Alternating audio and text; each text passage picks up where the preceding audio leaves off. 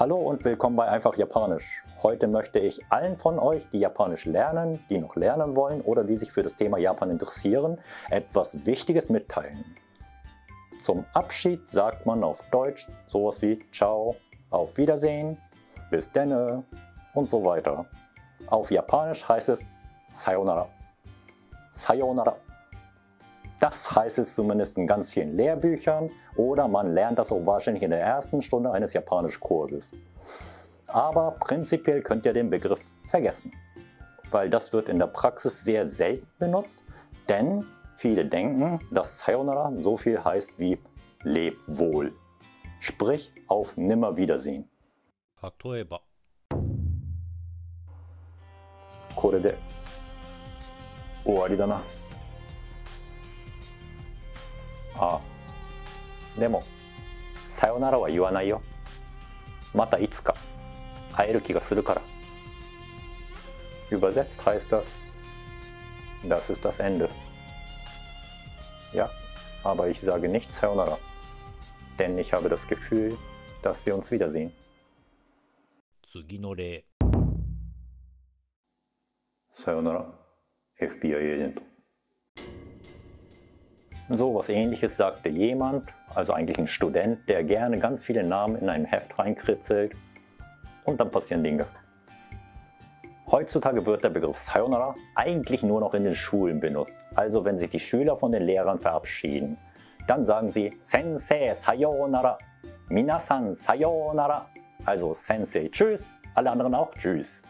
Aber sie sind sich sicher, dass sie sich eigentlich am nächsten Tag oder am nächsten Schultag zumindest wiedersehen. Aber sonst wird der Begriff eigentlich nie benutzt. Das hat wohl damit zu tun, dass der Begriff in ganz vielen Manga, Filmen, Serien, J-Pop-Songs, Romane und so weiter als das Wort zum ewigen Abschied benutzt wird. Und das führte dazu, dass die jüngere Generation denkt, okay, das Wort ist kalt und man benutzt das auch nicht im Alltag.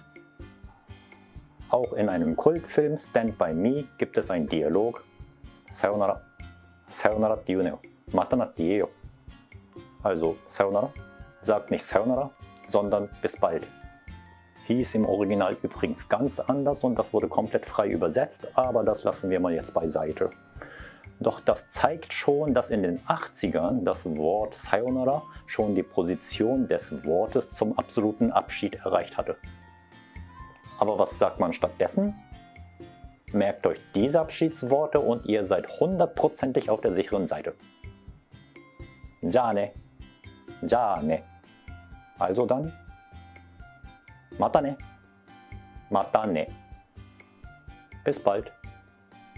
Bye bye, bye bye, bye bye. Das klappt immer unter Freunden.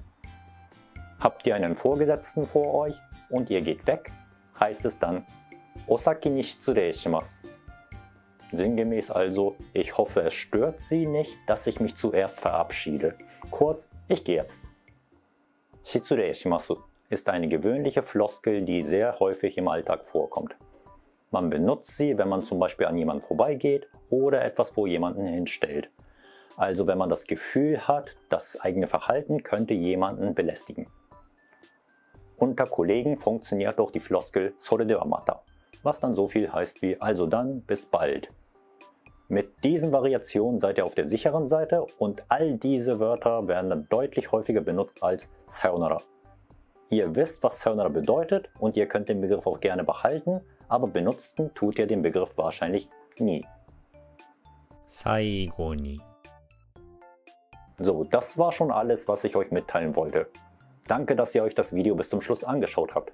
Teilt das Video gerne mit euren Freunden und hinterlasst mir eine Bewertung oder auch einen Kommentar und folgt mir gerne auf Instagram unter einfach Japanisch. Da findet ihr auch noch weitere Japan-Infos. Also, ich hoffe, wir sehen uns wieder. Mata ne. Ja ne.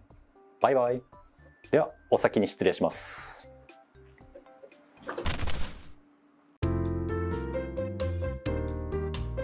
終わり